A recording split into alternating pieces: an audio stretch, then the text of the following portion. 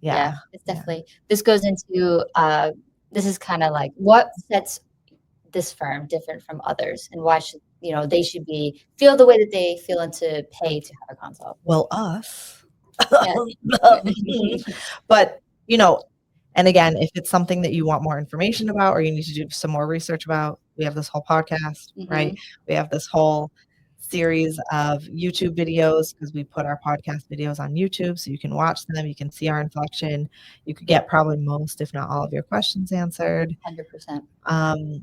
We strategize for what you want and what I could potentially achieve in a courtroom so that I'm not walking you down a road where I can't be successful for you. And sometimes we go to court and we know that this is a risk. Hey, by the way, you're risking this. And we know that.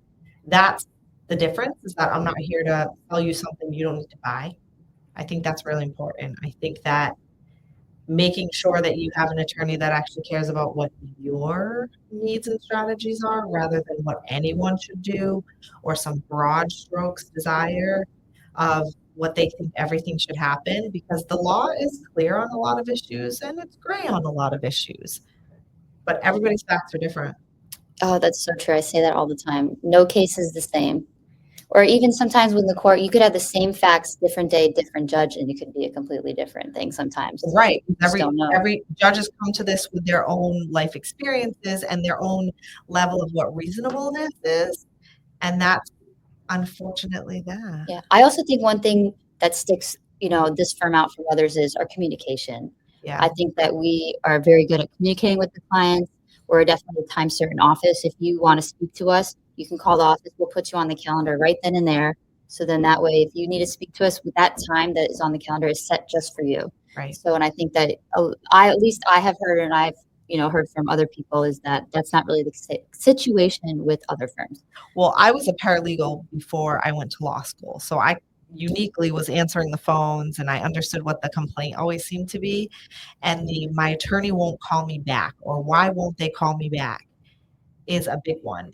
And I also saw the perspective of the attorney and how busy they are with running to court and preparing for trials and hearings and all of that. I think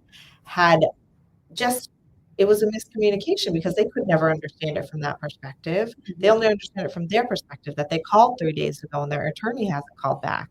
But if you had a full day mediation on the next day and then a hearing the following day and then a trial even just 2 days after that, you need to be preparing for trial and those things.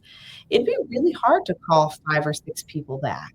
Oh, for sure. Right? So for me, I thought good and hard on how to solve that problem. And the easiest thing for me to do, or the solution I found, was have a time certain phone call. Because if you're on my calendar, I'm available at that time, date and time. You know you're available. You know you're not stuck in a work meeting. And then, because I hated the game of telephone, where it was like, call you back, leave a message, call me back, leave a message, post-it note, this wall of post-it notes. Felt like a nightmare. So my office actually doesn't even take messages. They'll get you right on the calendar. Yep. It's not take a message. You can send me an email if you need to take a message, but the best way to make sure you're in contact with us, this goes for both of us, right? Just set a time, start a phone call. Even if that's in a couple of days, just know when you'll talk to us. Yeah, and that goes